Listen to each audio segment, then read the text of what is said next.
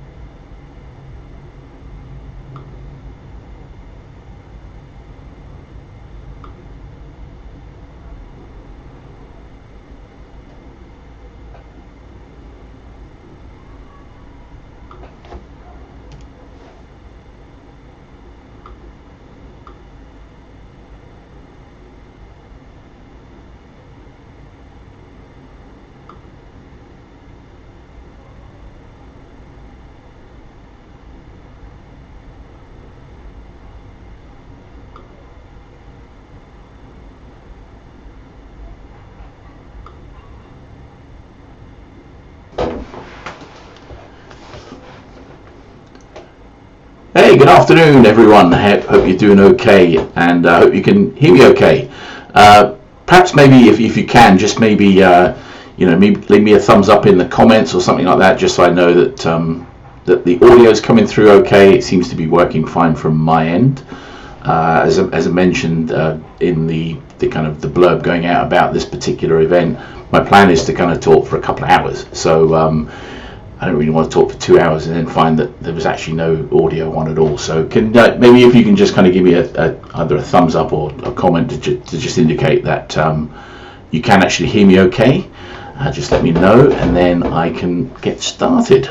So and if you are able to hear me, perhaps you can just leave in the comments and let me know where you're actually listening in from today. Just to give you a little bit of background, I'm Jim Banks. The reason I'm putting this particular live event on is that this is the 20th anniversary of me actually starting work in digital marketing. I started work for a company called Gecko Internet back on the 30th of April 1999, having basically quit a job that I'd had for, I guess, pretty much for 12 years working in insurance. And I was really good at selling insurance, but I hated kind of the actual industry. And the first opportunity I got to kind of move out of it and move into something that was really exciting was for me, obviously it's a big challenge. Any decision that you make where it involves leaving one thing, moving to something else without really knowing what the safety net was going to be like. I basically took a 50% pay cut to take this job that I got. But I kind of loved the industry ever since, and as I said, I'm celebrating 20 years in the industry today. So just in terms of where I am, I'm actually based in a village called Sunbury-on-Thames. I'm working from home. This is my home office. Now, the one thing I would say is, the one downside of working from home is it does get kind of hot in the office. So I've got the windows open, so if you do hear planes going in the background, that's Sunbury is about probably 6 miles west of Heathrow Airport, and that's probably why you'll hear planes going over from time to time. But for me, it's really just a case of, I'd rather be cool than have sort of the noise blocked out. But just in case you kind of do hear that, then just let me know. So one of the things I was going to ask is, if you don't have any questions, like I said, I'm really here for the next couple of hours, for a couple of reasons, and I'll explain what those are in a minute. But primarily, the first thing is obviously to celebrate 20 years of being in the digital marketing industry, and obviously back when I first started, there was probably just a handful of people that kind of worked in it, and we pretty much were making up things as we went along. But we've kind of evolved as an industry now. I don't quite know what the exact number is, but I think certainly here in the UK there's probably over 1 million people working digital marketing, and and it's a very fast-growing sort of sector. The one thing I would say is that the kind of career paths are not that well defined, and part of the reason I'm kind of doing some of this YouTube work is I want to try to see if I can help make it so that there's more cohesion around the actual qualifications and skills people need to kind of do the work. So what I would say is, if you have any questions that you want to ask, and like I said, it's pretty much an open mic as far as what you want to ask. I've got a question here from somebody called Monkey Montage. Thank you for being here, first of all, and obviously thank you for the question. And the question is, what do you think about Sony and their marketing? So let me see if I can drag that across. So what do you think about Sony and their marketing? So clearly, Sony are one of these companies. They're a little bit. It's a weird one. They're a company that clearly have multiple strings to their bow, right? So they've obviously got their TV and audio products. My original kind of experience of Sony was the Sony Walkman when that first came out. Again, that completely revolutionized and transformed the personal usage of listening to music that you wanted to listen to. We used to record things off the radio onto cassettes, and then we would walk around with our Sony Walkman to listen to the music that we wanted to listen to.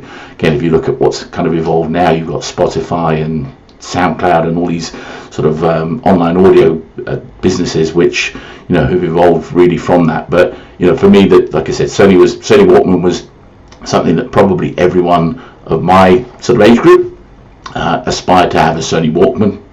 But I think probably if you bring it forward to sort of where we are now, I think now it's probably more Sony for they're probably well known for the PS4. And again, I think when you look at it, they're obviously supplying the hardware, but I think really the kind of the uptake on the success of a company like Sony is on the evolution of the actual content. So again, I think when you look at it, Sony is successful because they throw a lot of marketing dollars behind any new launch of a new kind of console, but what they also do is they encourage and actively encourage the kind of the games makers to really throw money behind the launches that they have. So again, it's like you can't play some of the games unless you've got the console. So without the hardware, the software is of no use. And I think probably the one example I would use at this particular juncture is if you look at the uptake in 3D TV. I mean, a lot going back a few years, a lot of people, 3D TV is going to be phenomenal. And it should have been, right? But the reality of it is that the content creators didn't get behind the proposition. The equipment was very expensive. It cost a lot of money to make 3D movies and stuff like that. And I think really that the cost of the glasses was prohibitive. People couldn't wear them for long periods of time without they're becoming annoying and they're too heavy. And I think when you look at it, it's one of those things. It should have done better than it did. But the reality of it is that because there wasn't that kind of uptick, the performance wasn't really what it should have been. So yeah, I mean, for me, I think, you know, if you look at Sony, they've clearly been usurped by, you know, some of the other companies like Samsung and so on in the kind of the audio visual products, but you know, they're still definitely kind of a Goliath when it comes to you know, the PlayStation and stuff like that. So thank you for the question, Monkey Montage. Right, what else have we got going on here? Yeah, so you can see in the bottom down there, that side, yeah, that side. I've got a hashtag of Project 10,000. Now, again, I don't know if any of you are aware of the kind of the idea behind. Let me have a look and see if I can pull it up here. Yeah, so again, what I really want to do is I want to try and make more videos, right? So I think for me, you can see here I'm talking live, so I'll say a lot of ums and ahs and things like that. I've got reasonably good equipment, but you know, the office itself is pretty small, and the shape of the room doesn't really make it conducive to kind of get nice wide open scene. So you can see behind me on that side, I've got my kind of green screen. I use it quite often to fake the look of the room, to make it kind of look bigger than it actually is. I've got lighting set up, decent sort of microphones, but again, I think really the production quality is not that great, and it's always difficult when you're trying to shoot videos on your own, because you know, you kind of you're having to kind of do everything yourself rather than having other people to kind of help with it. So yeah, so I came across the YouTube space in London. So let me just pull this up so you can see it. So yeah, so this is the YouTube space in London. I thought, wow, this would be fantastic. It would be so cool to kind of come along and have a look at the YouTube space in London. You know, I watched the video and I thought, wow, this place just looks amazing. You've got the VR Creator Lab, you've got the Space Cafe. You know, the actual location of it, it's up in St. Pancras, which is, you know, probably less than an hour away from where I am now. You know, they provide training, so you can do hands-on for production technology, master the fundamentals of production. They have an events calendar, you know, so you can be part of a community. And you know, again, from my perspective, if you're somebody that works from home a lot, you know, the chance you get to go and interact with people live is great, right? So for me, again, probably even if I got invited to the YouTube space in London, I'd probably be like twice as old as the next youngest person there. You know, when you watch the video, I probably am not the target audience for that particular venue, but you know what? Who cares? I'm not that bothered. But you know, but again, it's you know, I got really excited. I thought, wow, great, make your next video here. So I thought, fantastic, let's have a look. So when I said, right, I want to create the my next video there, I kind of looked at it and went, oh, fantastic, right. So basically it says that creators with at least 10,000 subscribers or 1,000 subscribers for registered non-profits can access the state-of-the-art production resource to help them create their next great video, all at no charge. Now, as I mentioned, I'm kind of, you know, my goal is to try and boost my subscriber count. So if you have kind of come along to watch the video today and you haven't subscribed to the channel, there'll be a link somewhere on the page somewhere. If you just kind of click on the subscribe button, click on the bell, and then when I do go live for future events, you'll get notified when that actually happens. And again, I'm just going to keep talking and we'll just see how we get on with the subscriber count. But again, I'm trying to kind of earn my 10,000 rather than just go out and buy them or do kind of you know, sub for sub or whatever the kind of terminology on YouTube is. I really want to try and add value. So yeah, so obviously you can unlock the space using an online orientation. You can kind of then go through. So again, like, you need at least 10,000 people. There isn't a catch. That's fantastic. So yeah, so for me, you know, my kind of ultimate goal is I want to try and get to the point where I have enough subscribers that I can go and you know, go along to the events that they have. Again, when you look at this, you look at these classes. So they've got you know, co-work at the Space Cafe. You've got creator drinks. if we look at next month, we've got the co-work at Space Cafe. We've got Hatha Yoga. Again, I don't really have the sort of body for yoga, but you know what, I'll give it a bash. They've got a color grading editing workshop, guided meditation. They've got a Thai cooking class.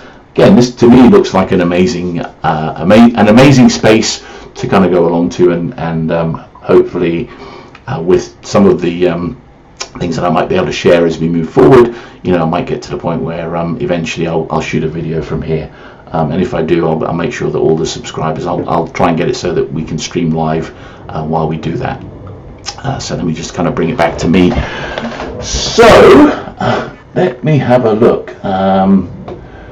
So I've got Get You Top 5. Thank you so much for joining. Kelly, great to see you. I loved spending some time with you in Australia and in the US. Sorry that you're not going to be in Australia later, in about 3 weeks' time. So your question, Kelly, you said you love that you want to organically gain subscribers. So what do you think about buying followers on Instagram or Facebook to kickstart your digital marketing? So one of the things that I'm actually doing as part of this exercise, so I created a kind of a video on Google Ads, and let me just see if I can, oh, hang on a minute. Let me go here. Let me go here. Yeah, so for me, I think it's one of those things.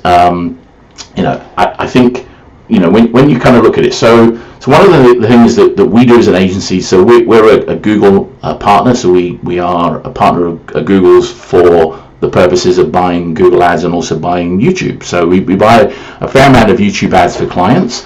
And for me, it was really just a case of I wanted to try and see if I can kind of like leverage it. So one of the things that you know is quite important. Anyone that actually buys ads on Google and YouTube, right? So I've spoken to our Google rep. They have told me that the tracking for parameters, for like UTM parameters that you have, that you add to you know, to your URLs are not working properly. So what they suggest in order to kind of get attribution working properly is that you actually have a separate account for your YouTube videos and your search ads separately, which again for me is I'm not a big fan of having to kind of duplicate effort, but you know, but if Google said that we should, then we should. So one of the things that I've actually been running, and I'll put it up on the screen and then share it so you can see it. Again, I've got absolutely no issue at all with being transparent with you guys.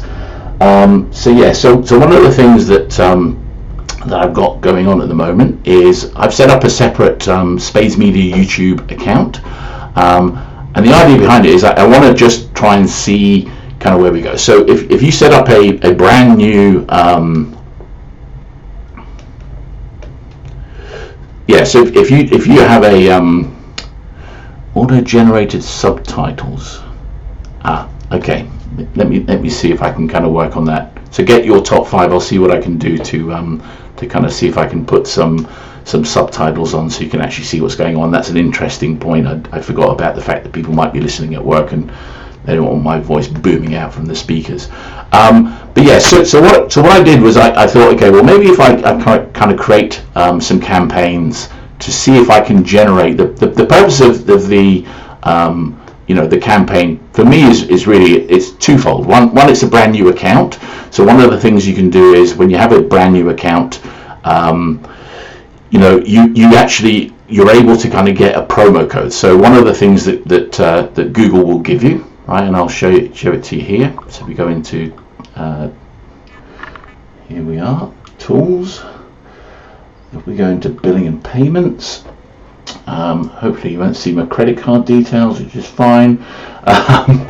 But yeah, so one of the things that they give you is they give you promo codes, right? So one of the things you can do is you can get up to £120 credit when you spend for the following month on what you spend in the first 30 days of having an account. So in my case, what I'm looking to do is I'm looking to spend £120 so that I get £120 for free from Google.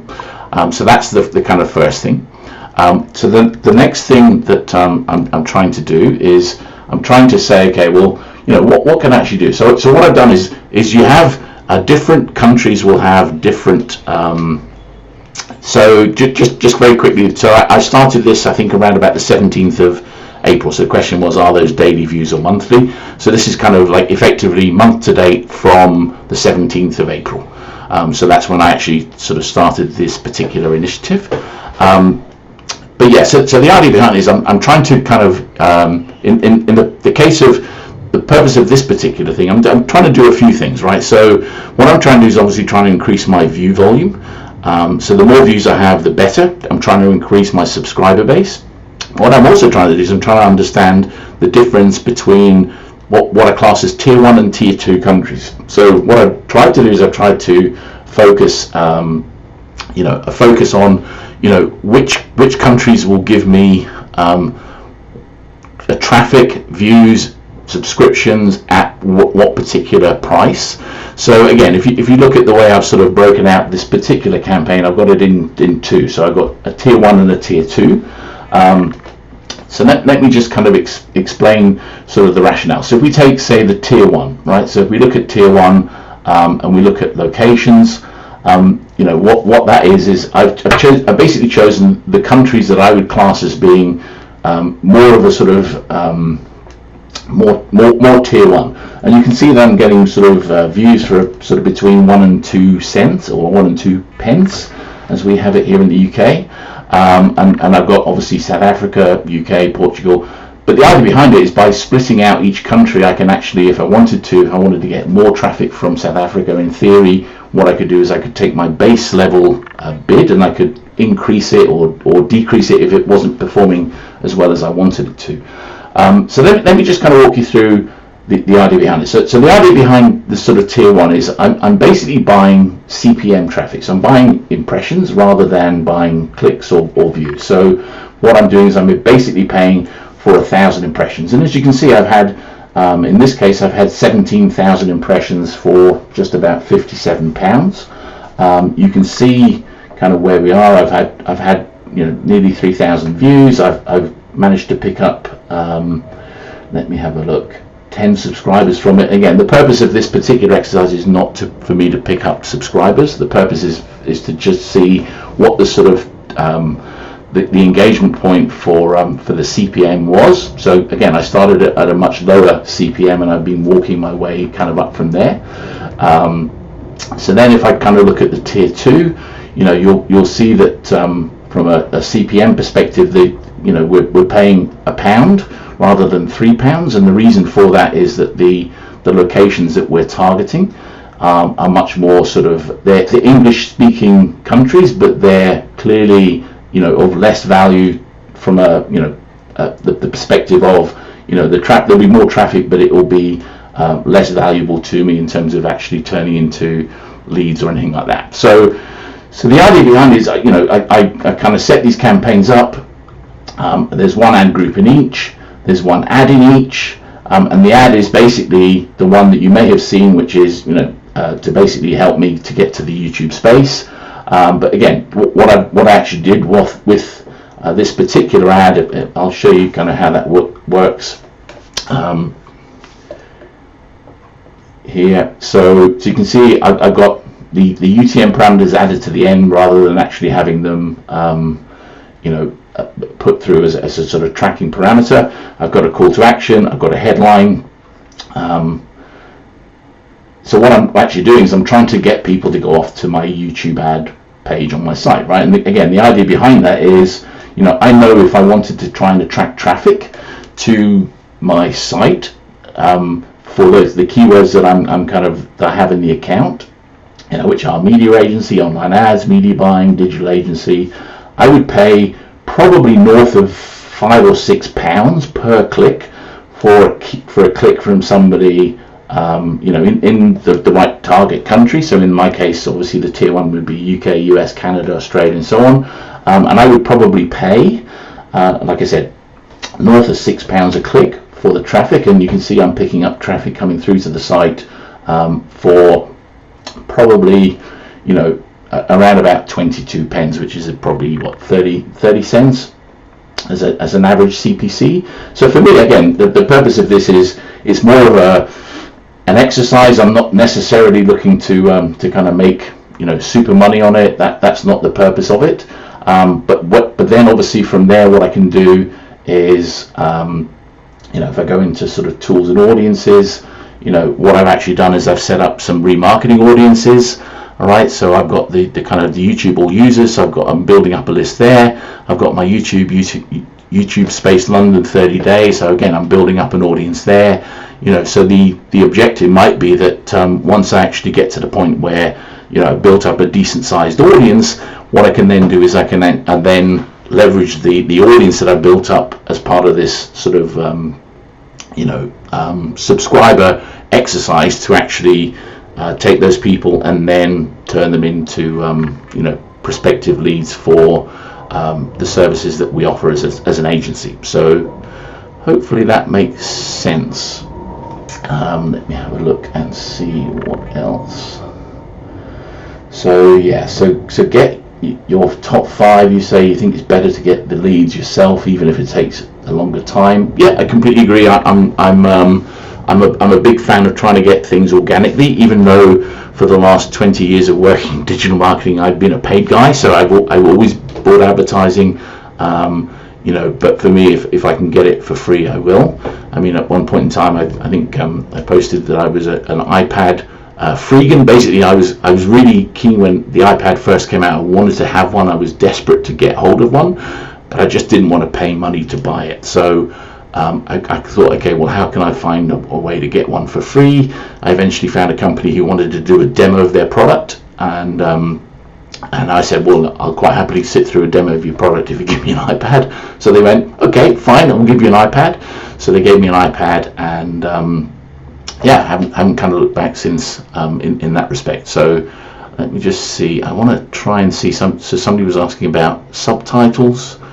Let me see if I can find a way to switch those on.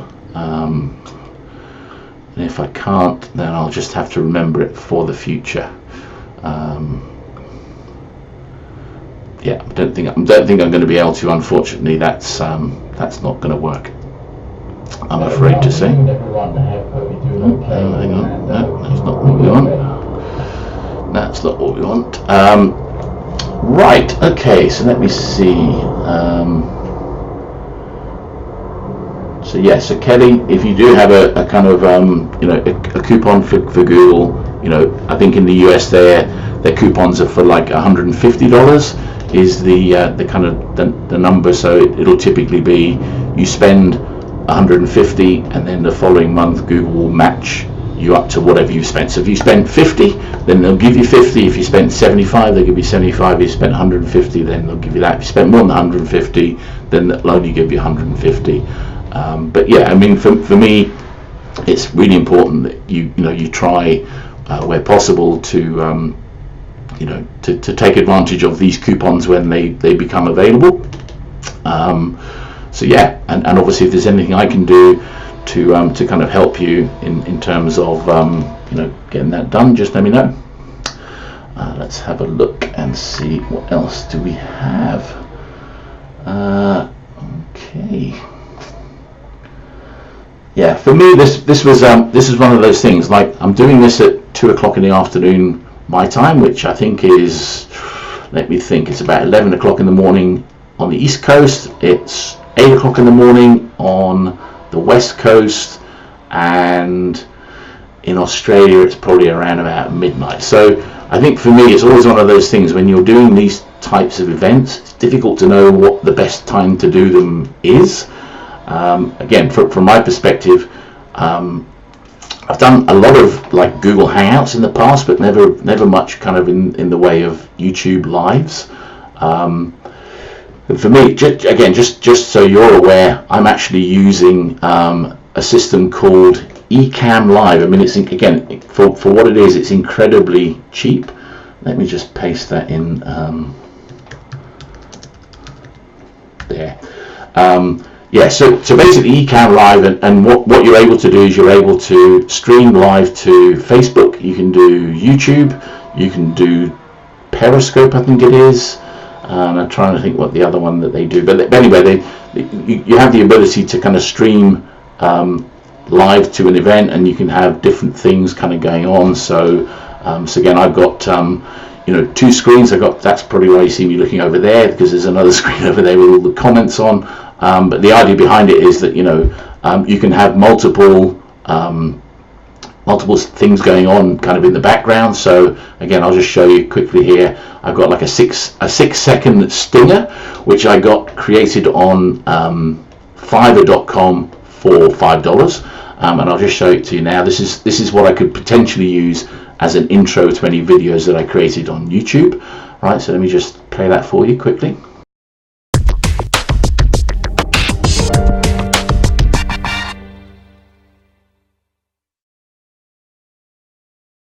So there we are, $5 for that. That cost me $5. So hopefully that you'll agree with me. That's pretty good value.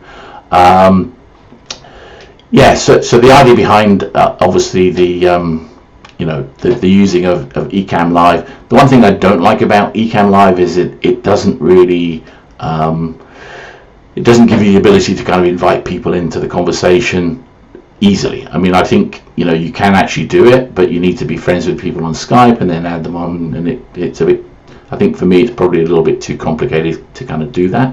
But I'd much rather have it so that people can kind of come on and actually talk, because I'm just sitting looking at my camera here and talking to the ether, and I don't really know kind of what's going on at the other end, both live and maybe by in terms of recording. But I'm gonna persevere with it. I've been following some of the big YouTube creators, the people that have millions of followers and everything else, and virtually every single one of them, the one thing that they have all done is they've all posted videos of themselves when they first started out, right? So again, I've been doing digital marketing for 20 years, and I would consider myself to be one of the experts in the field that I'm involved in, and I'm comfortable, and I'll sort of stand my ground and talk kind of about the subject on stage quite happily. But sitting in front of a camera, and I completely go to pieces. I don't know why that is, but it's just the way I am. I just like to have the interaction of seeing somebody at the other end. You can smile at them, they smile back at you, and like now I'm just smiling at a camera and I don't really know kind of what's going on. But anyway, that's not the point. The point is that the idea behind it is that they've all kind of said, you've just got to stick at it. You've just got to keep going, just keep putting content out there, and eventually you'll, one, get better at it, two, feel more comfortable and confident and to be able to do it, three, you'll make better videos. So again, I've spent a huge amount of time. I mean, I've lost count of the number of hours that I've actually spent trying to research what the kind of the anatomy of a perfect YouTube video is in terms of the intro and everything else. Again, all of the interactions I've had with YouTube have been as a consumer. I've obviously consumed videos, and as an advertiser, buying sort of ads for clients that I work with. So for me to have the opportunity to try and sort of turn myself into a creator, right? And when, again, like a lot of the creators that I see now that seem to be doing really well, what they're doing is they're basically talking about how you can make better videos on YouTube, and they're talking about the equipment that they're using, and the way in which they kind of monetize that is they get paid commissions by the likes of Amazon. So again, if you're doing a video and you say, hey, this is a Canon camera and it's like $5,000, they might make $500 or $600 as a commission if somebody buys that camera based on their recommendation. So for me, it's very much a case of, if they have like 1 million views of a particular how-to video, they will probably make decent money from Amazon on the back of that. What you're also seeing is that they're actually now doing like Amazon have now introduced like an influencer program, and influencer marketing is becoming really, really kind of huge. I mean, again, I think when you look at it, going back probably I guess, I'm trying to think when it would have been, 2006, 7, something like that. Google went through a phase where they weren't taking advertising from anyone that was selling gambling here in the UK. So if you wanted to advertise casino, poker, bingo, something like that. They just weren't accepting ads at all. So we thought, well, okay, well, we can either decide just not to buy anything, or we find an alternative way in which we could kind of find a way in which we could promote the products that we were looking to sell. So one of the things that we kind of came up with was we called it the Trojan horse. And basically what we did was we identified that the kind of target audience for one of the sites that we were trying to get traffic for was a bingo proposition. The audience that we were trying to target was primarily women above the age of 30. So what we did was we created a recipe site, and we built kind of a page where it had like a recipe for how to make an apple pie or something like that. And we would bid on the word apple, an apple pie. And we'd pay probably 3 or 4 pence per click. For us, a lot of people would search for apple pie recipe, and what we did was on the landing page when people came through, what we had was we had a recipe for an apple pie with pictures, but what we then had was we'd have like a banner at the top, down the side, and that would be our bingo kind of ads that we would then run the traffic to normally. So Google will quite happily take our money for avocado, apple, banana, chicken, whatever food related keywords we could think of, but they wouldn't take our ads for gambling. But what we put on our site, that was entirely kind of under our control. So that's for us, that was the kind of Trojan horse. And I think obviously when you look at the way that they kind of bring it forward into the YouTube ecosystem, I think that's what a lot of people are trying to do, is they're trying to leverage their skills and expertise to be able to use their influence to then get other products kind of out into the marketplace. So again, as an example, one of the biggest products that keeps being talked about at the moment is CBD, which is cannabis based derivatives or something. Anyway, but anyways, it's CBD. I'll have to look up what CBD actually stands for. But anyway, so again, like Google don't want to take traffic from CBD advertisers. Facebook don't want to take traffic from CBD advertisers. But there's lots of people trying to sell CBD, and the way they're doing it is they're doing it primarily through content, right? So they're doing a lot of like blog posts and articles and stuff like that.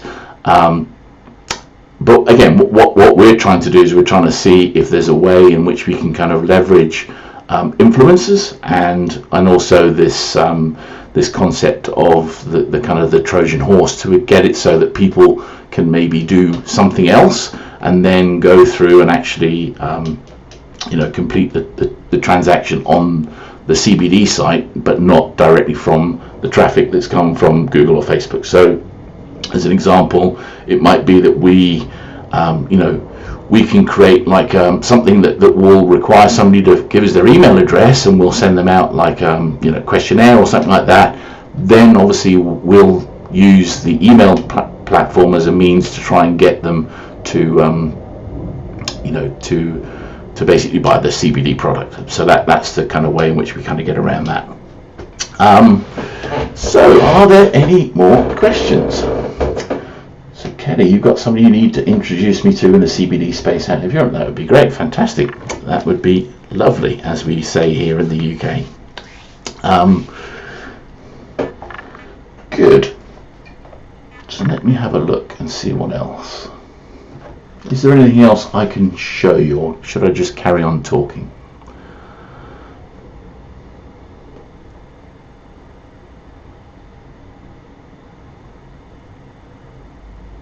Let's have a look.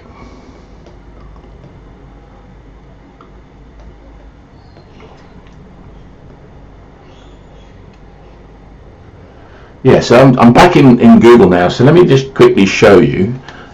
So again, one of the things that we do is we obviously create audiences. Even if we're not necessarily going to use those audiences, we create the audiences so that we can kind of understand a little bit more about who those people are and what they do. So obviously we've created this audience here, which is the YouTube Space London 30 days. So again, it's only been running for a couple of weeks, so there's only a couple of thousand people in it.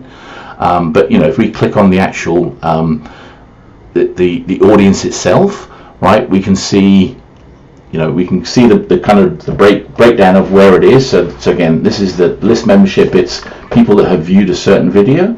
So in my case, this is obviously they've just seen that one video, right? But you could have it so that anyone that saw anything on your channel. Then from there, what we're able to do is we're able to identify, specifically which audience, right? So what we have is we've got this is the kind of the audience. So we've got the demographic. So we wanted to include unknown. So again, the way Google understand who these people are is anyone that has like a kind of a Gmail account, right, or a YouTube account, have to sign up for an account, and they have to kind of give, what gender are you, how old are you, and that sort of thing. So they know a lot of information about people based upon what they've actually filled in. So here we can identify obviously male, female, and we can also have unknown, and we have like age and gender, right? So you can see here that the people that have seen this video so far, they're skewing probably, so the blue column is the my audience, and the grey column is the audience that is effectively the rest of YouTube, right? So here we can obviously see that my audience is skewing much less male and much more female, which again I'm not necessarily convinced by. And we can see in terms of location, if we wanted to kind of have a look, we can see okay, so there's not enough traffic at the moment, not enough in terms of the benchmarks, but yeah, so we look at the kind of the audience insights. What will happen is eventually, once you actually have an audience that's big enough, so let me see if I can have a look and see if I can find an audience that's big enough. Yeah, so we can see if I wanted to kind of benchmark my YouTube users against the whole of the Google Display Network, right, to see how it skews in terms of demographic, location, devices. And then you have what we class as in-market audiences and affinity audiences. So again, like if I wanted to try and run some display ad campaigns, these are the sorts of things that I know that these people that have visited my YouTube channel, these are the sorts of things that they're interested in. So sorry about the plane in the background. Yeah, so you have you've got in-market audiences, and then you have the indexation. So in the case of property, for apartments, you can see I skew like 17.7 times greater than the Google Display Network for my audience, right, in pre-owned apartments and apartments for sale. So there's probably a lot of people that have visited my YouTube channel where property is something in which there's an interest. And funny enough, I've actually noticed that I'm getting a lot more people kind of linking up with me on LinkedIn, because I use LinkedIn quite extensively for for lead generation. I'm actually finding there's a lot of real estate people on LinkedIn that are connecting with me, and that may well be part of the reason why those people are then coming through into kind of the Google ecosystem from LinkedIn. Yeah, so then obviously we can see here in this case this is in terms of how that audience is distributed, and also which devices. So we can see that it's predominantly mobile phones, which again I would largely expect that to be the case. Okay, so Kelly, you got a question. The Google Ads, your business space is so unique. You're challenged to find the right keywords to target. Plus, this is all new to me, so I don't know where to start. Good. That's a kind of really good question. So again, the one thing I would probably suggest, right, if you wanted to kind of understand, again, I always look at it from the point of view of, Google has some great tools available that a lot of people don't really realize kind of what they are, right? So I'll kind of fire up Google and just kind of walk you through. So again, one of the things that you have is that typically it would be the kind of Google suggestion is a good place to start, right? So again, as an example, if you type in how do I, right, it will give you a whole bunch of different things that you can kind of do. So these are just some suggestions that Google Google give you. There's no sort of rhyme or reason. So as you can see here, it's like like they're not really kind of reporting in terms of volume size or anything like that. Just as a quick aside, I'm actually using a plugin, right? And I'll show it to you now. It's called Keywords Everywhere. And what this does is it will automatically, whenever you do a search for a particular term, it will throw up what the search volume is for the previous month, and broadly speaking, how much the traffic would cost per click, and also then you have what we have is the last number is effectively how competitive. So the bigger the number, the more competitive it might be, right? So in this case, obviously, how do I vote in European elections, right? 0.01, it's like it would be very easy to rank for that if you kind of chose to. How do I cancel Netflix? 4,400, again, so the idea behind this is that gives you some suggestions, right? So that would be one of the things that I would suggest you do. Just start typing, so how do I make, so you see there, pancakes, how to make slime, how to make money, how to make cupcakes, right? So again, and what you would then do is you would then take a particular term and then iterate from that. So if you said, okay, how do I make cupcakes? That gives you that suggestion, right? And you can see all of the different keywords here. What they've got related keywords, and then you've got people also search for, right? So, and we have volume and CPC and competitors, right? So again, for me, keyword, can't remember what it's called now. Yeah, Keywords Everywhere. Great Chrome extension, worth kind of downloading. Gives you really good granular data. So yeah, so what you can then do is you can then go, if there was particular keywords that you thought, yeah, fine, that's the one I'm interested in, if you can kind of tick on that, that will then create those, that will put them into effectively your favorites, and you can then iterate from there. So that's the first thing I would suggest you kind of play around with. The next thing is Google Trends. Again, the thing I always kind of struggle with, if there's a particular term and I go, I don't really know if people would search for A or B, right? What I'm able to do is you're able to actually kind of use Google Trends as a way of actually almost like answering those questions yourself, right? So as an example, let's say here in the UK, we call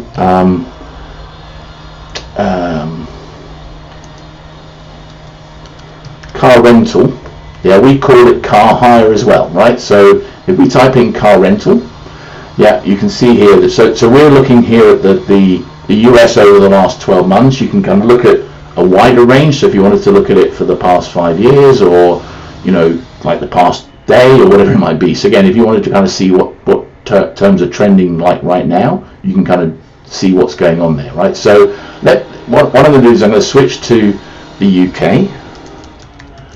Yep, so if I do United Kingdom and do that search,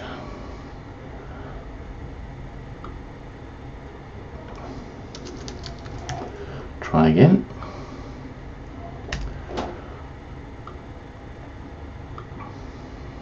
Come on, don't let me down.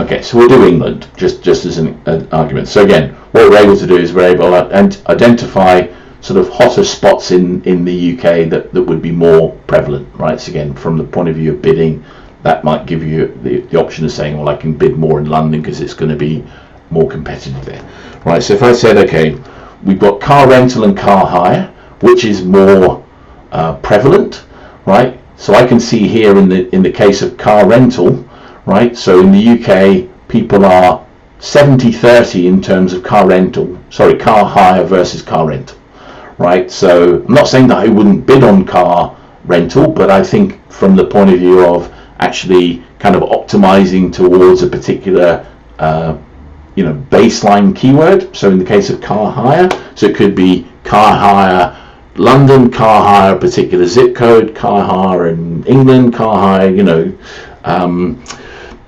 compact car hire mini, car hire, all sorts of different things. So the idea behind it is that the car hire becomes your sort of your linchpin, and then everything else kind of pivots from there, really.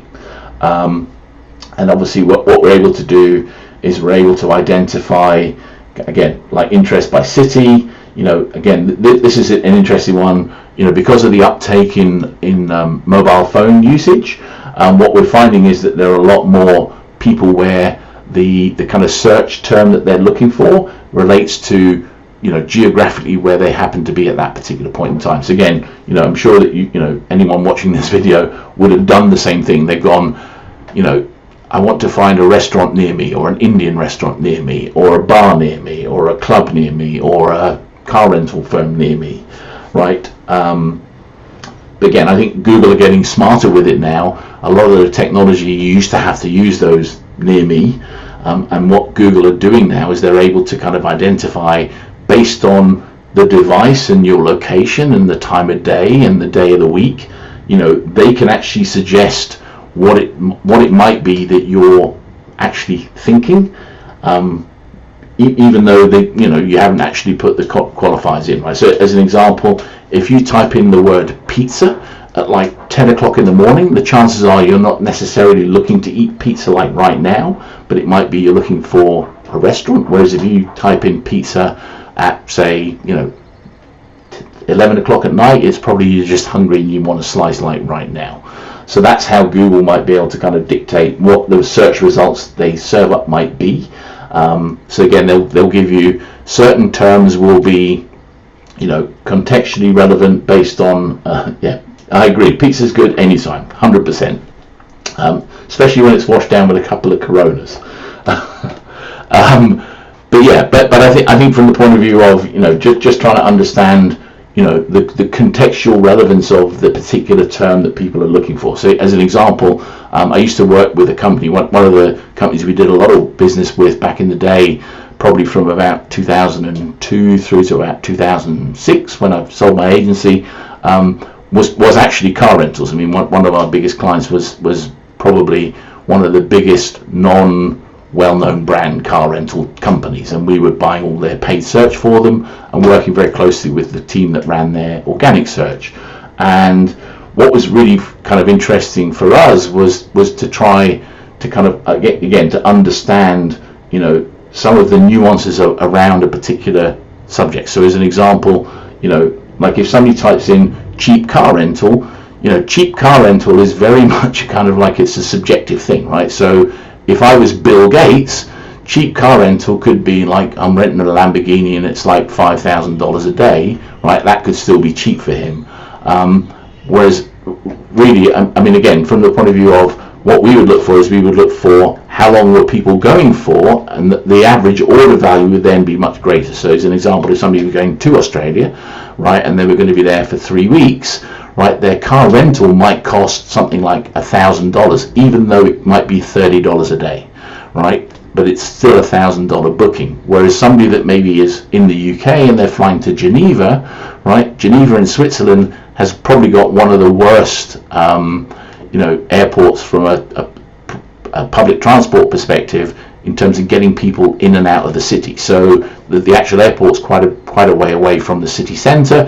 So a lot of people will go to Geneva, they'll fly in first thing in the morning, they'll rent a car, but they'll typically hire a Mercedes for like, say, $200, right? And then they'll drive to their meeting and then they'll drive back, and it'll just be like effectively a one-day booking, but it's a $200 booking because they're hiring a kind of a more luxury car as part of that process. So for me, I think it's really, again, just trying to understand the sort of the context and the relevance of a particular thing can really make a huge difference to how you actually, what the ad copy looks like, what the keyword strategy looks like, and also the device. So again, as an example, like, because of that mobile thing, I'd probably say every single site now will have more than 50% of their traffic will be mobile.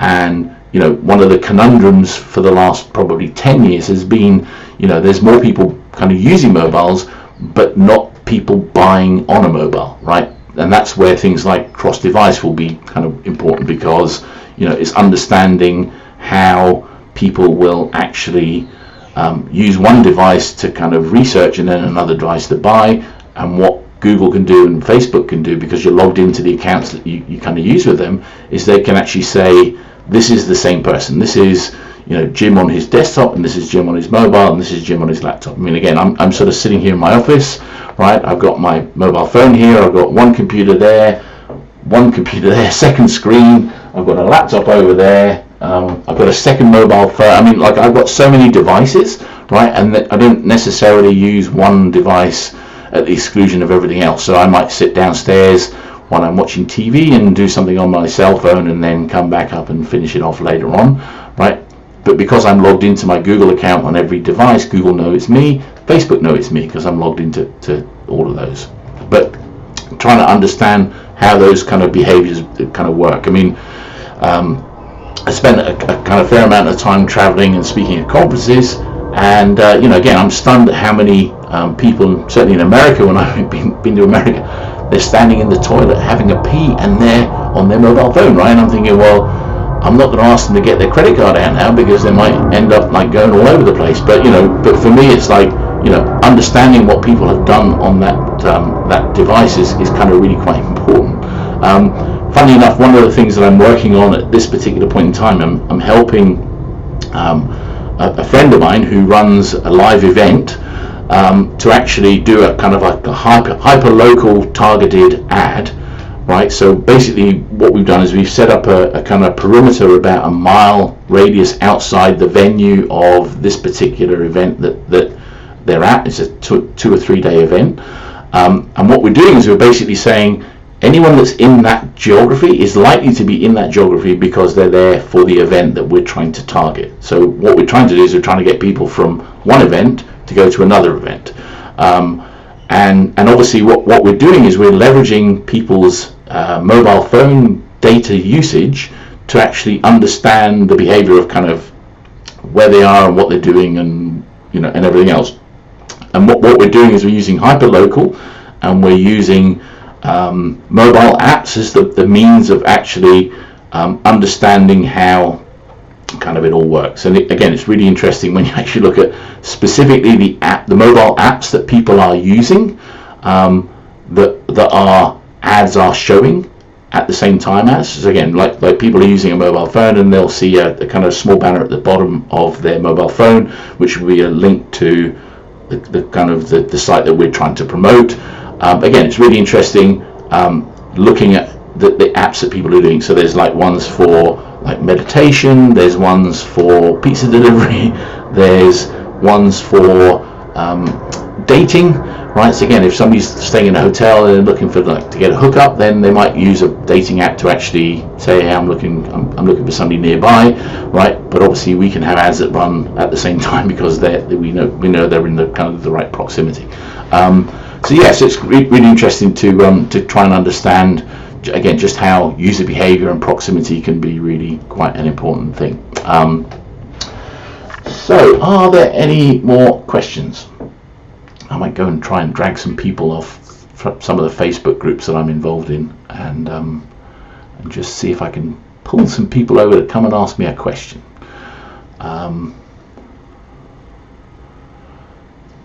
Let's have a butcher's.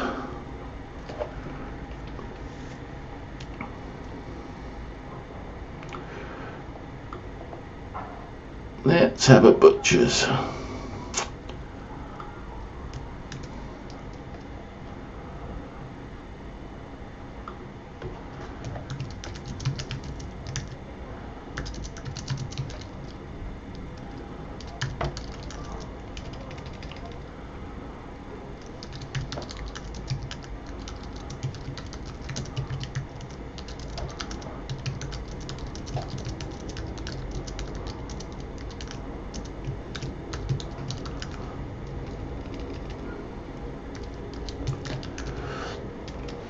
Do apologise for keeping you waiting, but bear with me.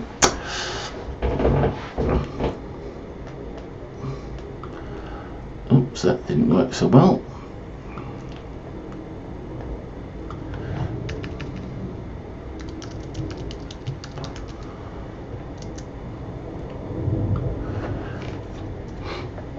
Okay.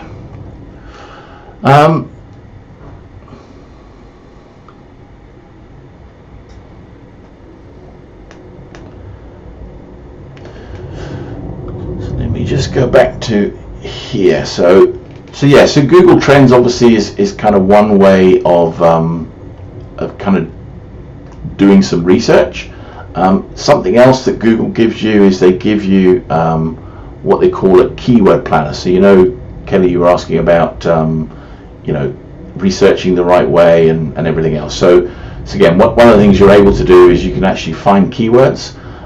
You can get search volume and forecasts. Again, what you'll tend to find is that some of the keywords that you have will be seasonal, so there might be certain times of the year when they'll be more expensive and the volume will be greater. As an example, one of the kind of again, a client that we work with quite extensively, they do a lot of stuff around Halloween, right? So they have a period of time, it's probably like although they sell costumes at other times of the year for we call them stag parties, bachelor parties, and hen parties and so on. You tend to find that volume obviously spikes dramatically around that Halloween period. So it's usually like a sort of 4 to 5 week window leading up to Halloween where you're likely to get the most volume.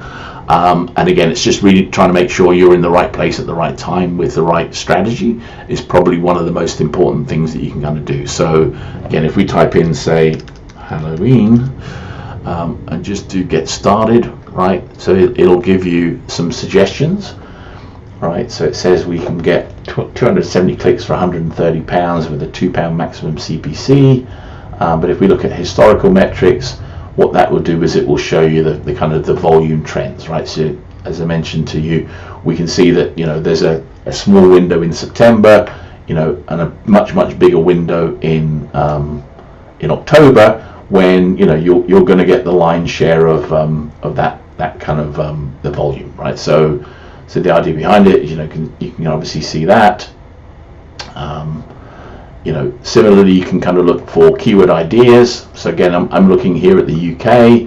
If you wanted to change that and look at a completely different demographic, let's say we wanted to look at United States, target, save, and then type in a term. So again, if we said, okay, again, one of the things that that you could do is you can kind of reverse engineer a competitor. Right, so as an example, let's just say, for argument's sake, I wanted to kind of reverse engineer a particular travel company. So let's do kayak.com, which is a travel company, and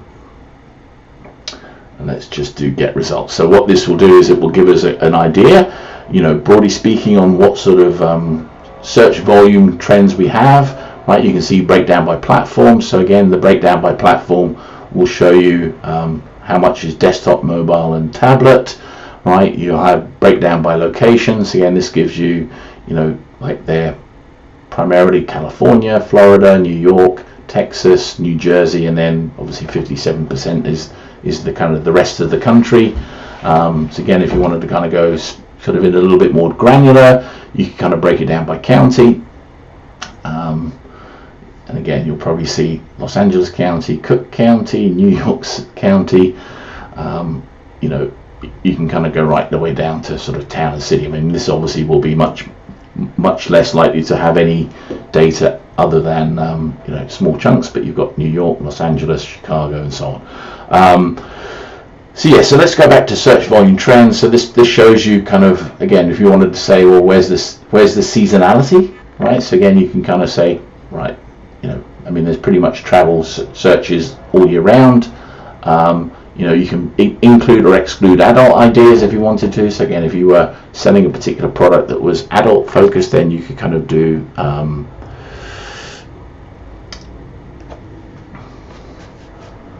something with that. But yeah, so you can see here that they've obviously got rent a car. So that's a variation on car rental. So rent a car seems like maybe that's a brand term. I don't really know. But if we wanted to search, what we're able to do is we can download the ideas and kind of get information that way. So let me go to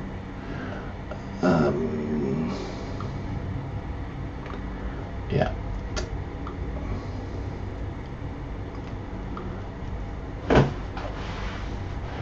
Yeah. So the idea behind it is that you can kind of create a decent sort of plan, right? And once you've actually done that, you can then create your campaigns from here if you chose to.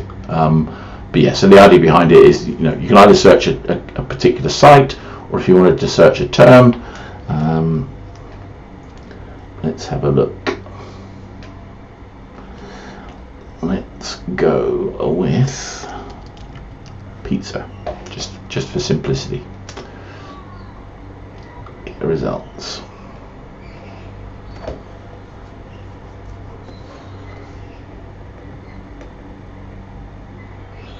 Yeah, so pizza near me, clearly, obviously, 4 million searches per month, CPC around about that.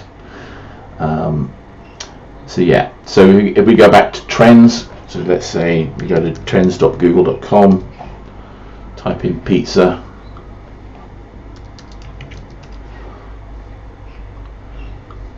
so you can look at the past hour, and what you'll see is like that will sort of start trending up. So if you said, okay, the past day, this will basically give you an indication as to when the lion's share of the kind of searches for pizza kind of are done. So again, if you were going to go, right, I need to be in the right place at the right time, then you can kind of go, right, so for me, again, I'm obviously looking at this in my time zone, right, not in the US. So again, this is typically Eastern time. So if you can see here that the kind of the peak for pizza is around about midnight, which is around about 7 o'clock in the evening in New York and 4 o'clock in the afternoon in LA or West Coast. Yeah, so that's obviously how you can kind of understand where that sort of demand is and how you can kind of replicate that. So again, if you wanted to go, right, let's look at Google Shopping. Again, Google Shopping is huge at the moment, but that will show you over time what the performance has actually been sort of there. Let me have a look and see what's going on.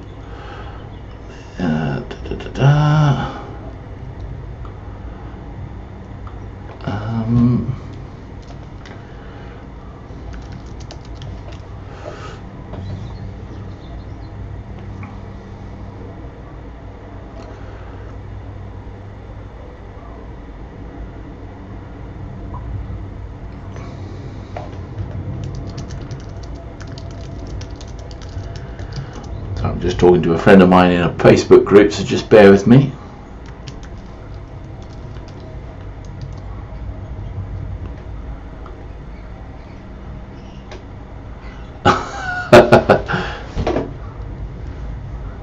Is that so? There's no pizza places delivered to your house. You need to move, Kelly, if that's the case. You can't stay there. That's insane.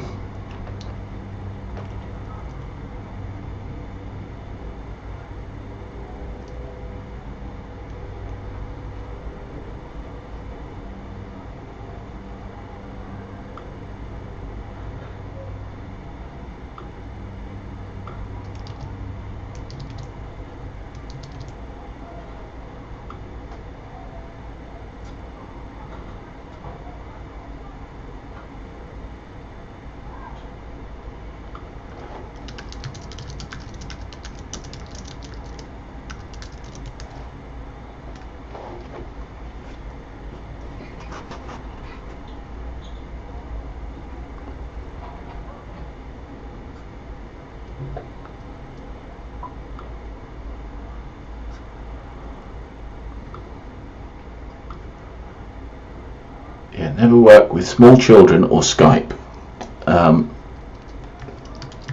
Sorry, I'm being facetious there. Let's have a look.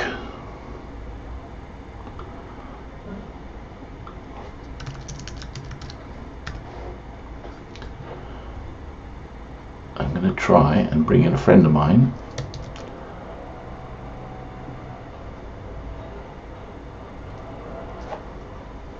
Okay.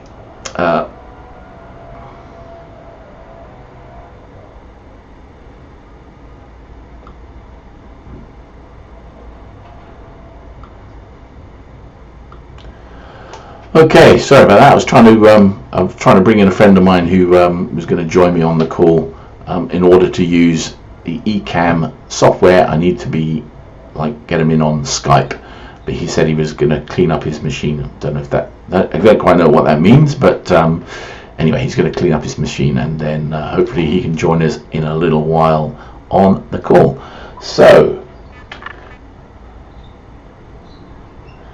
I've got a question from Jazz. Good to hear from you, Jazz. Is there any underserved market that you see huge opportunity for newer media buyers agencies to get started servicing clients?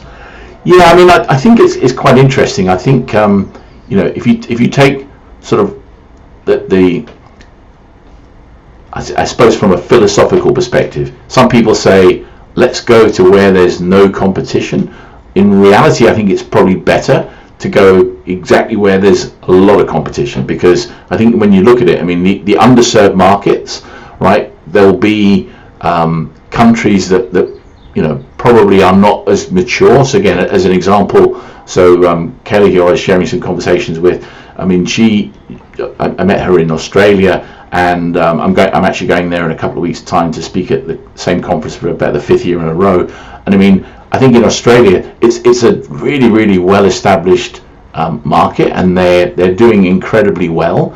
But I think they're still, because of the vast size of the country and everything, e-commerce is still more of a challenge, right? So that means that from a complexity perspective, some of the challenges that e-commerce businesses in, say, Australia have, that people in let's say, for argument's sake, New York, LA, Chicago, they just don't have the same issues, right? So again, I can order things on Amazon Prime and pretty much have it almost guaranteed to be delivered the next day, whereas in Australia, I mean, in a lot of cases you could be thousands of miles from where the nearest distribution point is. So for them to get that product to you in a timely way is going to be that much more of a challenge, which adds, I guess, if you're running an agency perspective, it just adds a little bit more complexity in terms of the speed at which money finds its way through the kind of the ecosystem. Because again, from the point of view of the one thing I always struggle a little bit with when I see people talking about things in Facebook groups and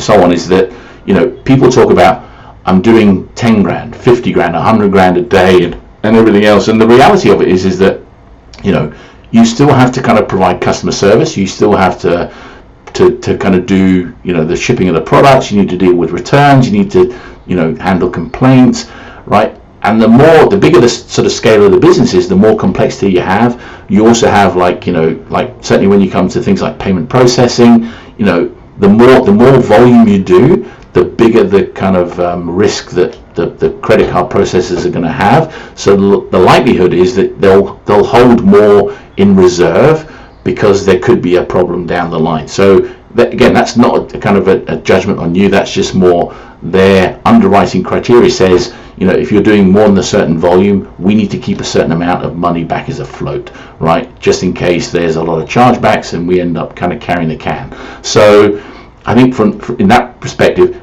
if I was going to kind of, let's say I was going to go, right, I want to start up a brand new agency, again, I would probably go, right, I'm going to go to New York, I'm going to go there. I can tell you for nothing, there are so many clients that need help, and then there's not enough agencies to kind of do the work, right? There are so many clients, I'm going to say that again, so many clients that need help and not enough agencies to do the work, right? And I think the agencies that are selective about knowing what they're good at and doing what they're good at, rather than, again, I made the mistake when I first set up my very first agency, right? It was called Web Diversity, and pretty much anyone that phoned up and said, can you do X, we could do X, right? The reality was nobody could really do X. We just kind of, we just said we could, and then we worked out how the best way to deal with that might be.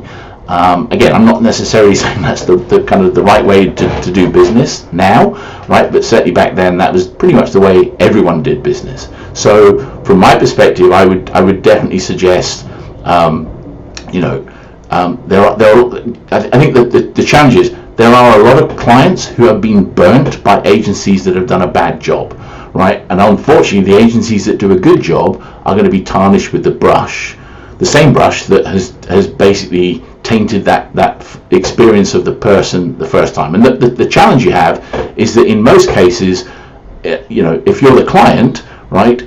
You've made a bad decision, you've chosen a bad agency, they've done a bad job, right? Your job's on the line in a lot of cases. So it's a case of you're frightened to make the same mistake again, right? So choosing the right agency is that much more of a challenge for you, because ultimately it could end up to you losing your job if you make another bad decision. So I think from that perspective, it's knowing the right sort of questions to ask.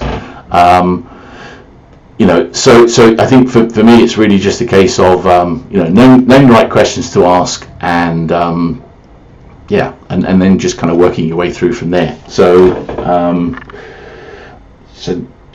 Jazz, you said you write a lot for Nutra.com. So yeah, so Nutra's one of those. It's an interesting one. Funny enough, one of my old friends. One of my old friends. He kind of approached me one day and he goes, "Oh, Jim, I'd like you to kind of run my paid search for me." And I'm like, "Yeah, sure, I'd love to." Right. So I got access to his Google Ads account, and then I logged in, and basically Google went through a phase. I'm trying to think how long ago it was. Maybe 7 or 8 years ago, they went through a phase where they basically obliterated a ton of what they considered to be poor user experience sites. So there was probably 15 to 20,000 accounts that they basically shut down. And again, anyone that kind of buys ads on Facebook now, you hear about like 15 to 20,000 getting shut down every day. But back in the day, this was a big deal for Google, right? So they shut down the accounts, and they shut them down because they basically said these are accounts that are providing a bad user experience because they're persistently breaking the rules and regulations that we have in place, right? And the problem was, so I logged into the account to manage their Google for them, to find that their accounts was one of the ones that had actually been shut down, and they'd spent probably close to $1 million in the preceding 12 months prior to actually getting shut down.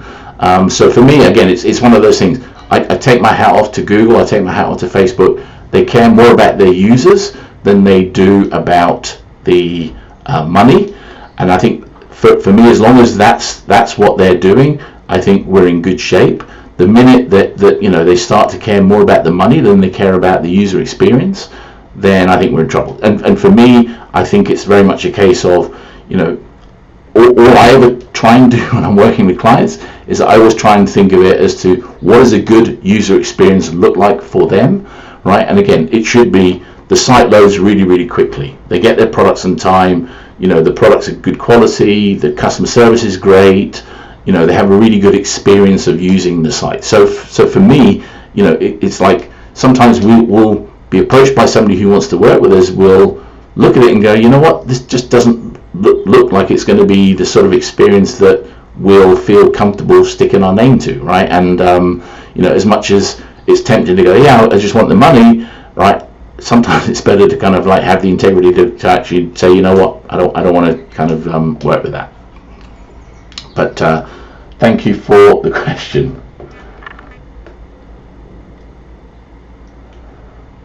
Cool. Now then,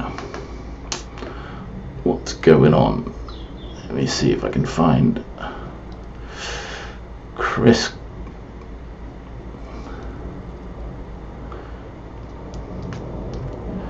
Chris has just shared it in a group. Thank you for that, buddy. I really appreciate it. At some point in time, we do need to find a way to get the technology to work so we can kind of sit down and kind of get things going. Maybe find a way to kind of do a virtual beer or something like that. So I think to kind of go back to that whole thing of accounts being shut down.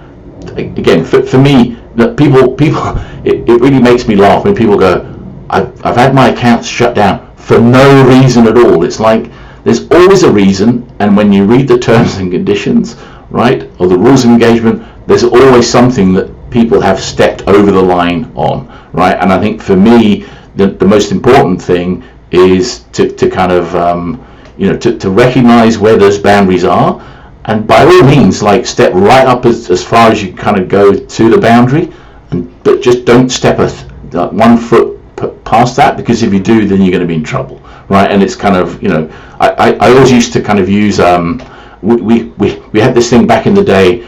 We had one, it was almost like a one strike rule, right? So whenever we were working with a client, right, we had this one strike rule, and the one strike rule was basically we had an inexperienced account manager managing that. They didn't know that they were breaking the regulations. So again, we used to, at one point in time, we almost had it written on the wall in the office. We said, if you're not getting cease and desist letters, you're not trying hard enough.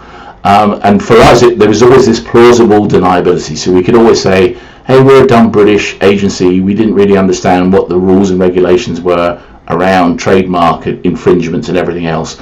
We've got an inexperienced account manager looking after this account.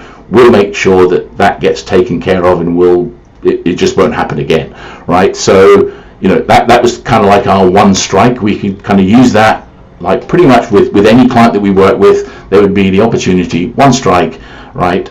The cease and desist would pretty much go away, and then, you know, we would kind of go back to where we were. So, but equally on the other side, flip side of that, we would also get to the point where, you know, we would have, you know, a sort of situation where we would try to kind of put some of our competitors off by getting a lawyer to kind of write a letter. Even if we didn't have a trademark, we would send like a legal letter to basically say, you know, like, stop doing this, and you'd be amazed at how many people would actually stop doing it, even if there was no grounds at all for you to kind of do anything with it. So I've had a kind of question here from a good friend of mine, Result Hawk Media. To use any automation to rank videos for the purpose of getting visitors to other content? That's a really good question. So again, I'm 20 years into doing this, and you know, I've never been an organic guy. I've always been a kind of like a paid guy. And one of the things I actually showed in the earlier part of this video was I kind of showed a little bit about how I've actually gone about getting more subscribers to the channel by running some very cheap ads to kind of you know, to YouTube to do that. But no, I know using automation to rank videos. I mean, in actual fact, the YouTube ranking algorithm is something that I'm really trying to understand a little bit more of, because, you know, again, I think if you can kind of rank organically on YouTube, it's the second largest search engine, you know, so there's definitely value in actually ranking for terms. Again, I think when you look at why people come to YouTube, right, they come looking for, you know, a couple of things. They're either looking to be entertained, right, so they're looking for like comedy or music or whatever it might be, right, or they're looking for answers to questions that they might have, or they might be have particular problems, right? So, you know, or you know, in some cases they're obviously looking to make a purchase, and they need to kind of get opinions from other people that they may or may not know, who, you know, that can kind of influence the actual decision. So again, I recently bought like a new camera. I bought a kind of microphone to sit on top of the camera, you know, and I watched a bunch of YouTube videos from YouTube creators that have, you know, they showed the unboxing, they showed how it worked, showed what the different buttons did, and I was obviously able to watch those videos before I made the purchase, right? And you know, and again, I'm one of these people. I'm a big kind of you know, I'm a big fan of paying it forward, right? So for me, if I watch a creator's video and they've got like an affiliate link in there, I will quite happily click on that link to actually buy the product through their affiliate link, so they get a commission, because they took the time to create that video and basically inform me sufficiently to actually, you know, want to actually make that decision to kind of make that purchase. It's not costing me any more money. So like if it's a $200 product, it's still going to cost me $200, right? The fact that they get a commission is neither here nor there, right? So so yeah, so Result Hawk Media, I would love to kind of like spend some time with you on, you know, whether it's on, you know, YouTube Live or Facebook Live, trying to kind of understand how that works, because I know that's something that you know, if I can do better with ranking of videos, then I'll get to my Project 10,000 total quickly or quicker. Yeah, for me again, it's not you know, it's aspirational. I'd love to have Project 10,000 in the bag, 10,000 subscribers to my YouTube channel, and be able to go to YouTube Space London to actually shoot all my videos. but again, let's be honest. I'm also pragmatic that being a YouTube creator is not my main job. And really my main job is I want to continue to help and support people, and help give advice and help train people and help show them how to do Google ads better, Facebook ads better. So if there are any kind of questions around those, but I'd love to kind of understand more about how the automation to rank videos works better.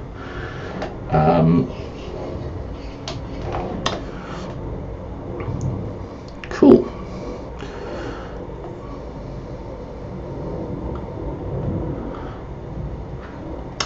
So just while we're on that subject, so one of the things that I've obviously been playing around with is I want to try and get to this number being like 10,000. So again, the beauty of it is that we have the ability to be able to to be a little bit in control of our own destiny. So again, I sent out an email to my subscriber base to say, hey, will you subscribe to the channel? And guess what? When you ask people to help you, they do.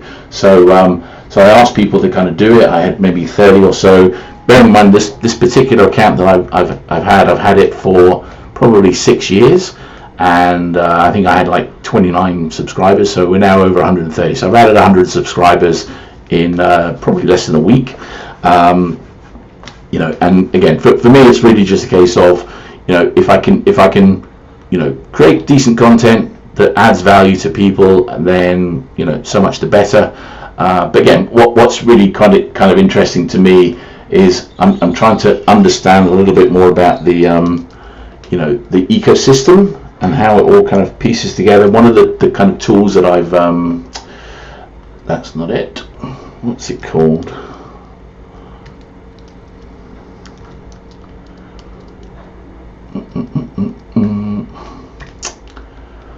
I'll come back to that. So I have access to a tool that that will give me the right sort of support to kind of do it. I hear you, buddy, on the being camera shy. I'm also camera shy, but I also think it's much better to just go, what, just kind of get on the get on screen and wing it. I mean, I've got a hat on to kind of so I don't have like bad helmet hair, but yeah, I think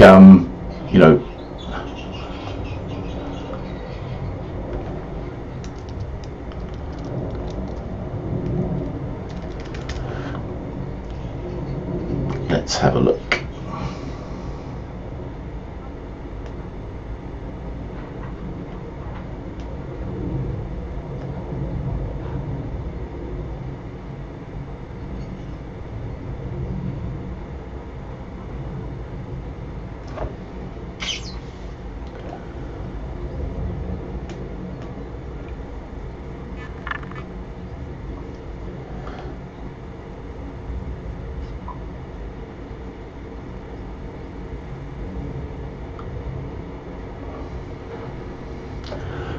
So the software I'm using is called Ecamm Live.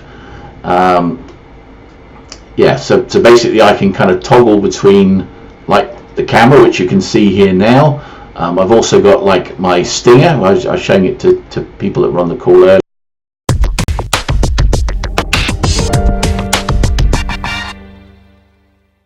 So I can toggle to that.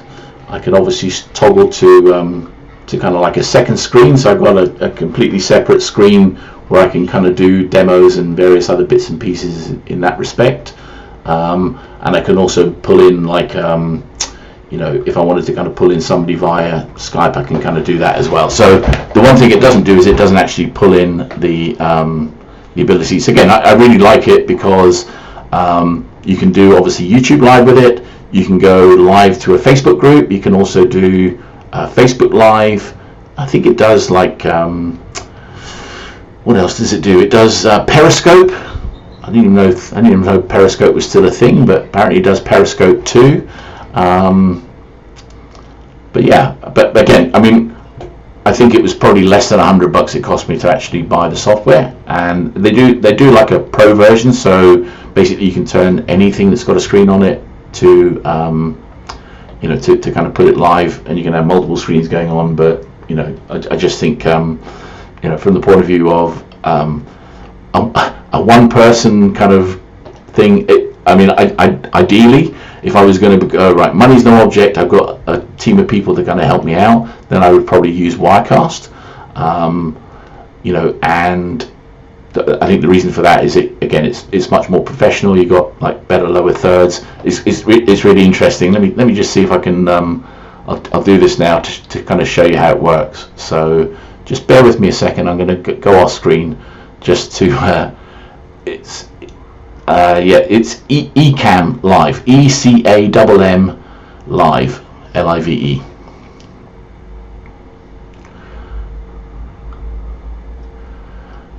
Yeah, just bear with me a second.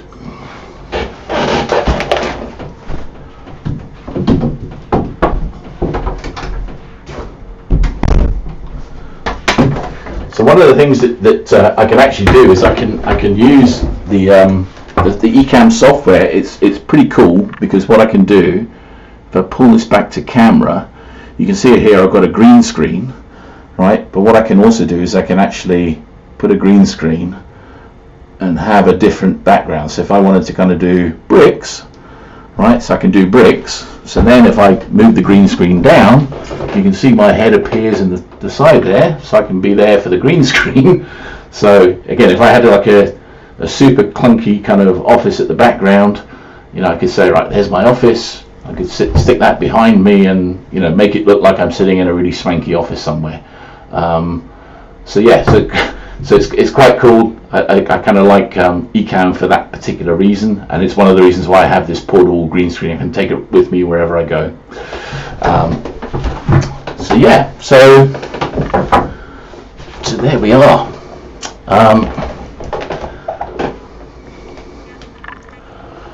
So how are we doing for time? An hour and a half. So yes, I'm going to do about another 30 minutes, and then I'm going to kind of. So Dave, you said that must be on. It is on a Mac, and once you go Mac, you never go back, I think is what they say. Isn't that right?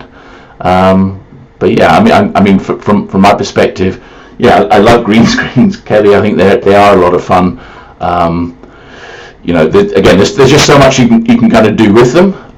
Again, what I want to try and do is I want to get it so that if I'm going to do like a sort of screen recording, what I can do is I can position myself in the bottom right hand corner of the screen, have the green screen behind me, and it'll just basically look like I'm sitting in front of my computer, and rather than so this particular one, Result All Media, I mean, it's called a Lencata. You can actually see the case. I mean, this thing is brilliant. It folds up, like you can kind of twist it around, fold it up, and it's almost like if you were the drummer in a band, right? It would come like as though it's one of the cymbals, right? It is. It's like incredibly flexible. It's got blue on one side, green on the other. So again, if you were wearing a green shirt and you tried to do green screen, it would kind of bleed into the background. So it's important quite often when you're doing green screen, if you're going to do it in front of the camera, that you actually think about what you're going to wear before you actually do it. I mean, this chair that I'm sitting on, I don't know if you can see it, it's got like a headrest, right, which isn't probably the best chair for doing like green screen on, because it means that it sort of sits behind my head. So I think it would be, again, I'm probably gonna, if I'm gonna do sort of that type of thing, what I'm probably going to do is I'm going to buy a chair without the headrest. But the chair's great for obviously general day-to-day work. But I mean, the reality of it is as much as I want to have good gear. I mean, for me, I'm trying to fake it till I can make it. I mean, everything I bought it cheaply. So I got a cheap camera, cheap microphone, cheap everything, until I can kind of afford to either get to YouTube Studio or can afford to kind of buy more expensive gear. But I mean, again, like I said, I just love what you can do with the green screen. I mean, I spent a lot of time before this particular call tidying the office up. It's a mess. I posted a picture on online yesterday to basically say I hate receipts. But sitting on my desk here, I've got like a mountain of receipts from the last probably 2 years of travel, bars, restaurants, hotels, airports, all sorts of stuff. And I'm like, yeah, I really should kind of get around to doing something with those. But again, the beauty of a green screen is that I really wanted to have it so that it's completely invisible. I could kind of put the green screen behind me, stick whatever background I wanted on there, and we'd be kind of good to go. So again, just as an example, so if I put the green screen back on, so I switched the green screen on. So one of the things I did recently was I did a kind of a blog post, or I was talking about supermetrics for BigQuery.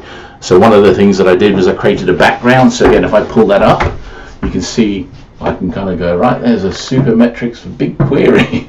So I could basically have that in the background behind me, and have the green screen sort of, basically projecting that onto what goes on behind me. So there we go.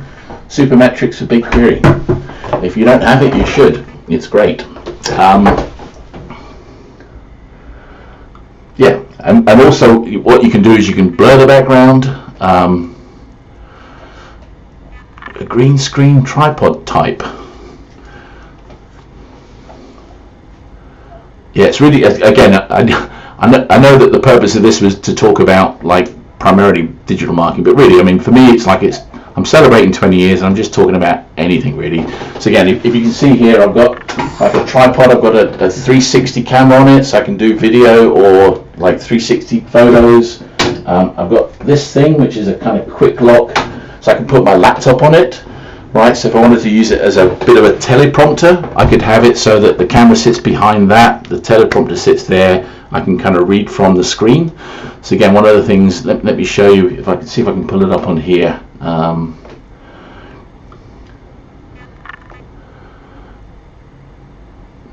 Where are we?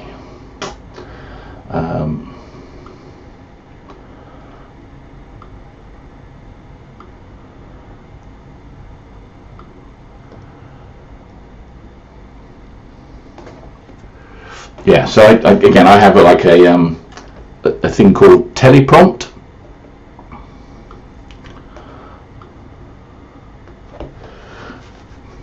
So let me go over to here so you can see this. Yeah, so I have like a teleprompter that sort of sits there. So basically what you can do is you can write a script. So we can say, right, we've hit an inflection point in digital marketing. We say it every year, but next year is shaping to be the most challenging yet. So again, what you can do is you can actually choose the text style, choose the display, choose whether you're going to do dual monitor, and then once you kind of get to that point, you can write, right, I'm going to start presenting. So let me pull that over there.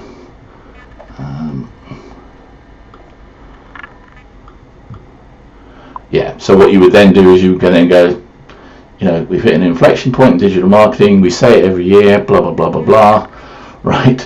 So effectively, this will give you the ability, if you don't have the confidence to actually talk like off the cuff, and you wanted to kind of read it out, then you can kind of do that.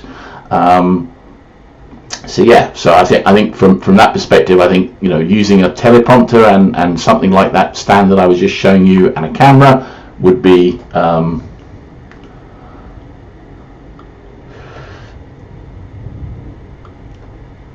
let's have a look.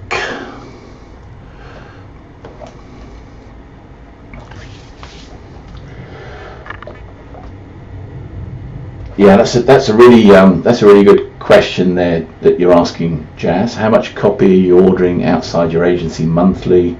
Any big headache that you're looking to plug? Yeah, so I think, I mean, are we talking about specifically like ad copy? I mean, generally speaking, we tend to be, we tend to consume a lot less ad copy. We tend to be able to write copy that lasts longer. So again, I mean, like as an example, so one of the clients we're working with, the ads that we're running on Facebook, we've been running them pretty much since August of last year. So they've been running for 8 months, and we've never had to kind of change them. They just work. The social proof is just off the charts. We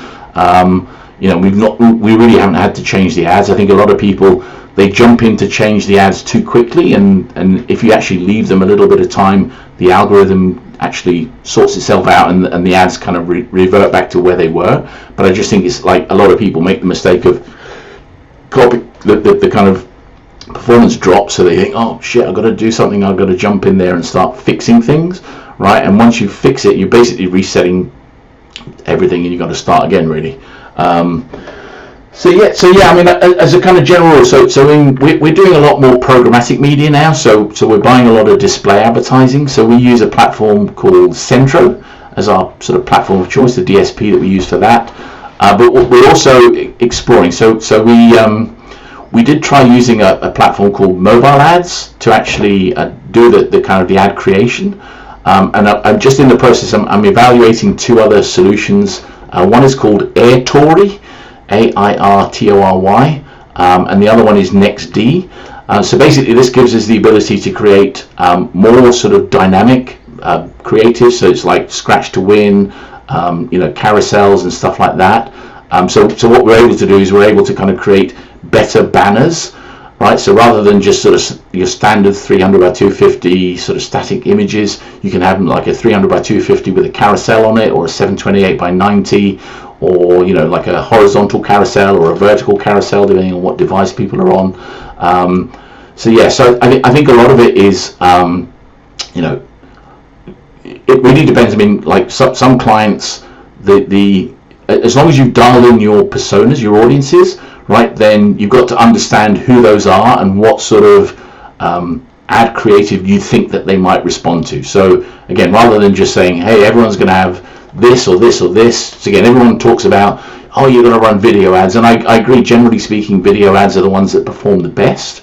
But again, it's not a kind of absolute hard and fast. Everyone's got to have video, or everyone's got to have a 300 by 250, or everyone's got to have a 160 by 600.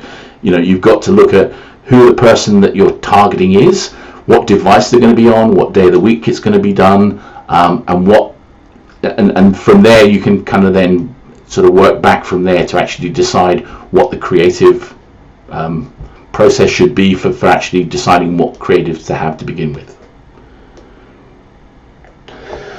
So anyway, Jazz, it looks like you won a big client. Congratulations for that.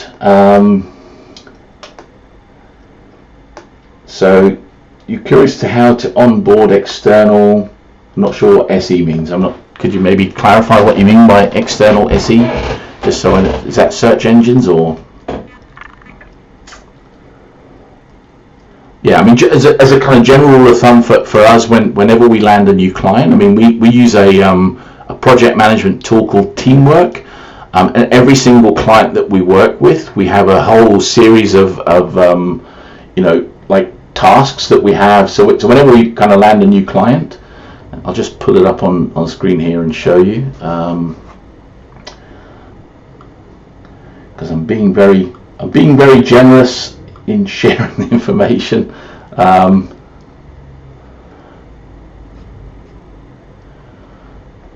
Yeah, so let me go over here. Yeah, so as an example, so we like I said, we have a kind of a process that we go through. So whenever we land a new client, so we have a whole Teamwork process that we go through. So we have a welcome email that gets sent out to people. We create a kind of folder in Google Drive to actually store all the kind of reports and data and everything else. We then ask them if they want any more people to be added to it. That they give us access to to who the people are and what jobs they are and everything else. We then have a whole bunch of templates. So we're a HubSpot partner.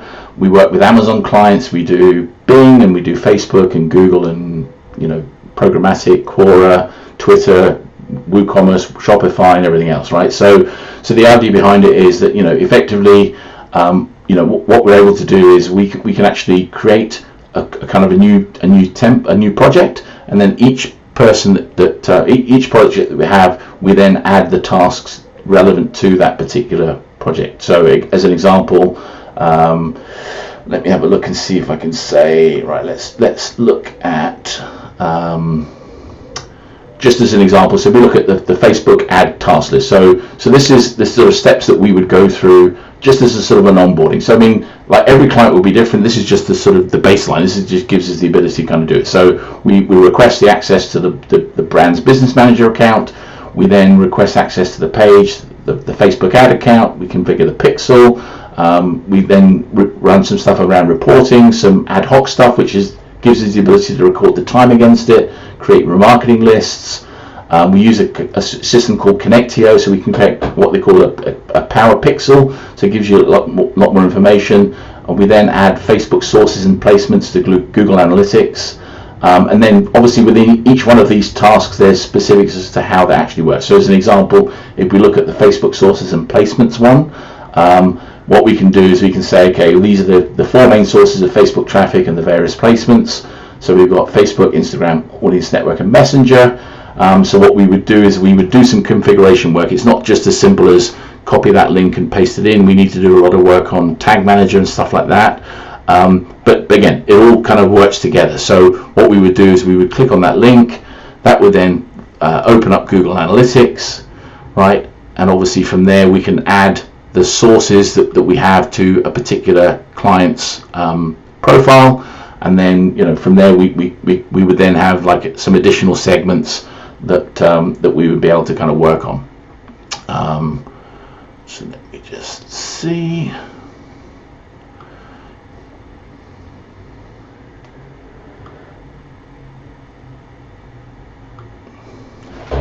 Yeah, so that's typically how that would work in terms of the process. And again, the beauty of it is it's all something that you know, as we onboard a client, we go, right, what are we going to be doing for this client, right? So if we're not going to be doing HubSpot or Amazon or Bing or whatever it might be, then we obviously don't add those task lists into the project itself, right? But again, it just gives us a kind of a good entry point for it. And from there, what we're able to do is we're able to, so where it's got like somebody, right, so that the tasks that have got my name against them, they're the ones that I would do. And me being the kind of the agency principal, I would be the person that would say, okay, well, I want to have the master access in my name. So that way, you know, if we have any, you know, staff that come and go, then at least I know, unless it's only, I'm the only person that would matter about, you know, if somebody kind of leaves, then we would worry about that. But if I'm the person that's actually set it up, then I can control at my end from my agency who will have access to the client's page, the ad account and everything else, and what level they have at, right? Because again, I want to be able to have admin access, but I wouldn't necessarily want everyone in the team to have the same level of access that I have.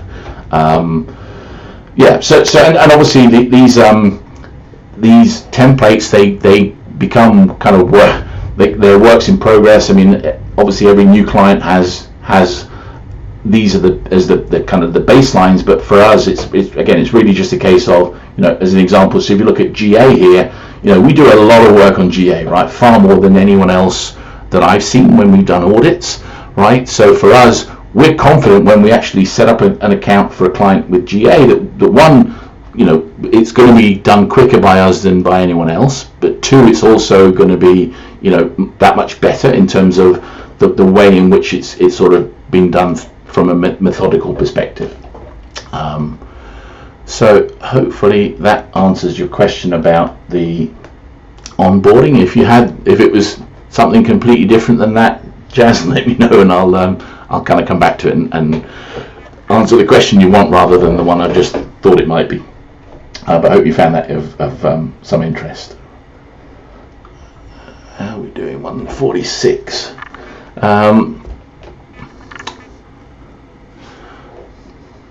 Cool. Right. So we're getting down to the last 15 minutes or so. Unfortunately, I have a client call, otherwise I'd probably carry on talking until my voice cracked. But yeah, I mean, for me, if you have found this to be of some benefit and you haven't subscribed to the channel, then make sure you do, please. That would be great. And if you wanted to kind of leave a comment to say what sort of things you'd like to see for future events. I mean, again, for me, this was never done a YouTube live, certainly not one of this duration. I mean, I've done a couple in test mode just to my own little channels to kind of just test the actual software, but never actually one where I've spoken to the world for as long as I've spoken to the world here, but hopefully it'll be something that I can kind of continue to do. Oh, good. I'm glad that helped, Jazz. But yeah, so for me, it's really just a case of you know, I'm a very transparent guy. I want to try and help as many people as I can. You know, for me, I just want to you know, I'm getting to the point now, as you can tell from the old white beard and everything. I'm getting to the point now where, you know, I'm not thinking of dying anytime soon. Nobody knows, but Kelly, yeah, absolutely. I'd be more than happy to kind of do that, to kind of walk you through that. But yeah, so from my perspective, it's very much a case of, you know, I want to help people.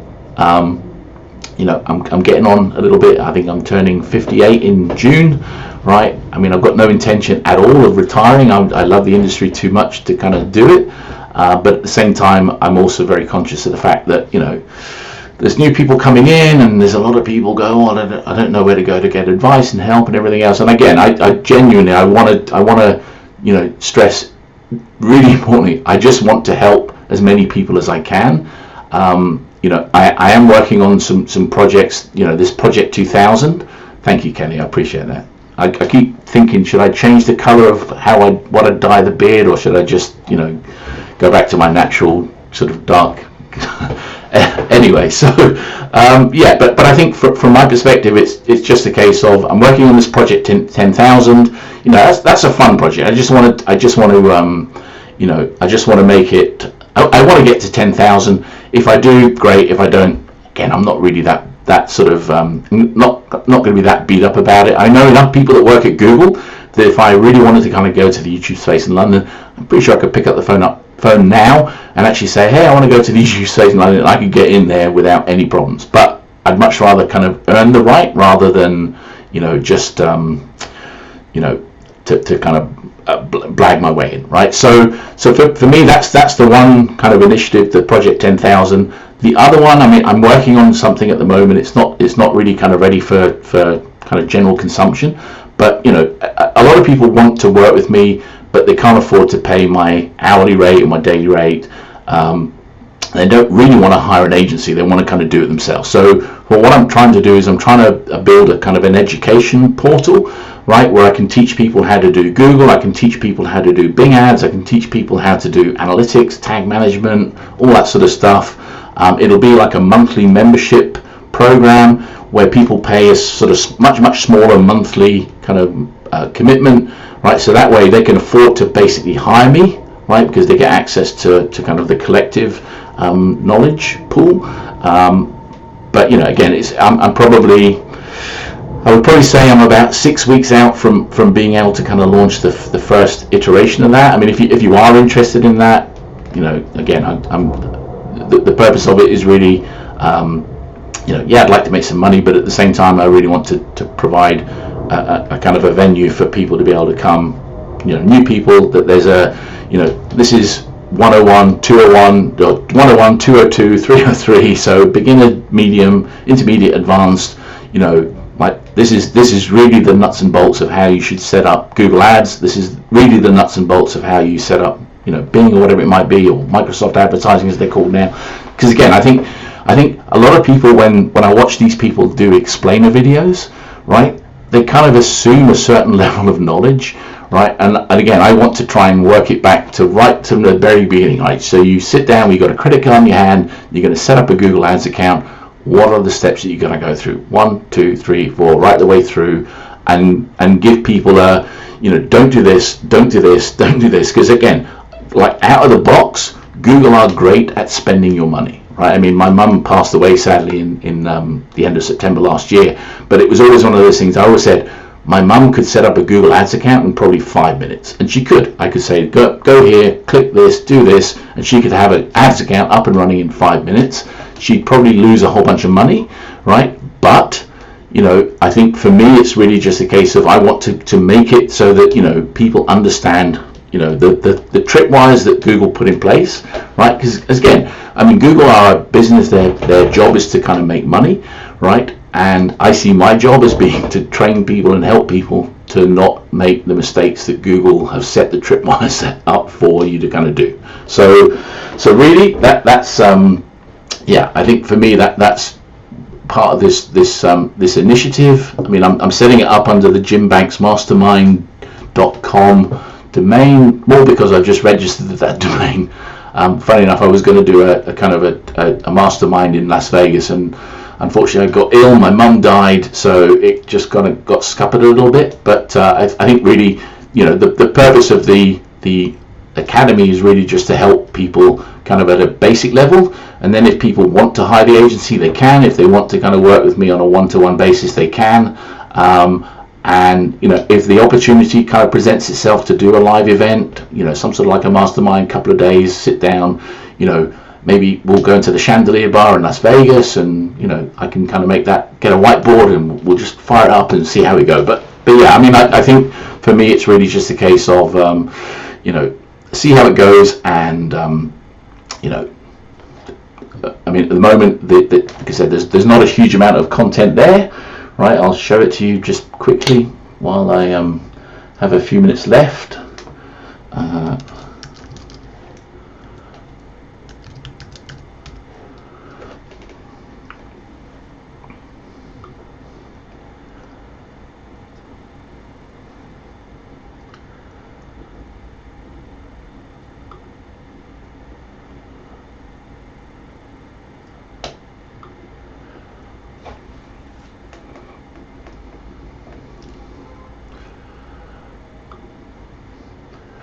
Yeah, so this is the portal. You'll be able to log into the portal.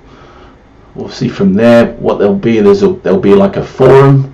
So there's actually a video that I created for the forum just to kind of explain what it is and how it works.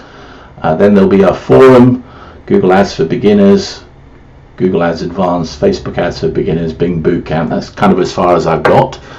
So the idea behind it is each one of these things will be a kind of like a course in its own right. So again, people will be able to kind of sign up for one of the courses, or probably like a monthly membership where they get access to all of the courses and obviously all of the forums. So again, as much as I love Facebook, I love Facebook groups, it's like ultimately Facebook are in control of that group, whereas what I want to be able to do is, if I have this kind of forum, I mean, at the moment obviously there's very little in the forum, right, by way of kind of posts and everything else, but the idea behind it is we can kind of create different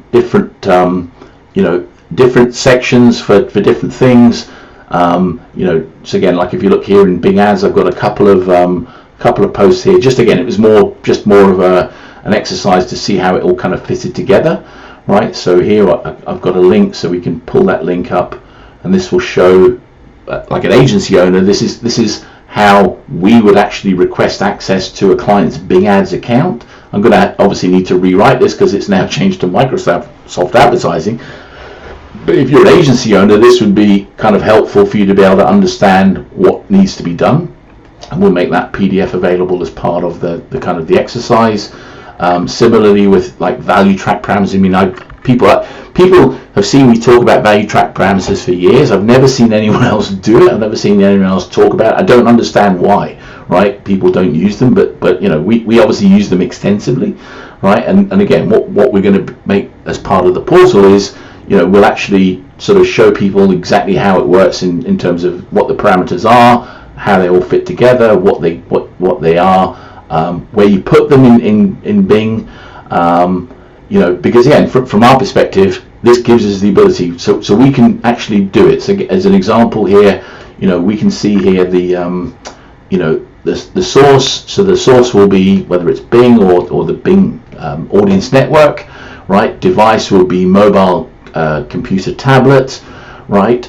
So again, if we wanted to kind of remarket to people on Facebook where they came from a desktop on Bing, that's the parameter that we would use in our URL on Facebook to actually identify who those people are, right? So for me, if you're not using value track parameters, you're missing out on the potential opportunities of what you can use for targeting on across platforms. So again, we can bring people to Bing from Facebook using the parameters that Facebook give us. We can move people from Google to Bing based on the parameters that Google give us. So again, it's really beautiful. Again, I love what the parameters kind of bring to the table for us. So yeah, so I think from that perspective, that's definitely a work in progress. It's something that I'm working really hard. I'm probably trying to do a couple of hours a day on the content production side of things. So again, that's part of the reason why I've invested quite heavily in the right microphones and cameras and stuff like that, so that I can make sure that the quality of the videos that are made are good. So anything that is done as a screen recording, the quality is good. I'm spending a lot of time in like Adobe products like Photoshop and Premiere Rush and After Effects and so on, just trying to pull it all together. Again, I know I could kind of go and outsource that stuff, right? And I might do some of that as I kind of get to the point where I'm starting to really sort of build the content out. But for me, I'm a bit of a control freak, as most of the people that have been on digital marketing as long as I have are, and I like to break things apart and see how they all kind of piece together. So yeah, so I'm at the point now. I'm coming up on 2 hours. I'm gonna sort of love you all and leave you, because I've got to do a little bit of prep, and I want to go and get a drink. So thank you so much for kind of joining me on this this auspicious occasion of my 20 years in digital marketing. And if you do sort of talk to anyone and they go, hey, who can I kind of follow that would give me a good leg up on getting into this industry that has been such a good, like I said, it's been such a blessing for me to be in it for as long as I have. I've met some great people, travel all around the world, meeting people at lots of conferences, speaking at conferences.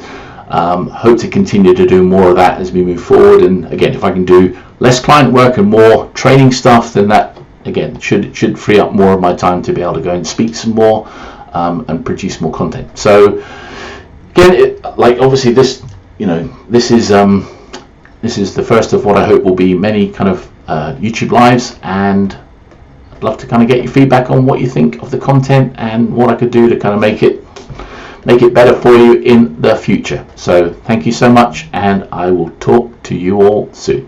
Bye for now.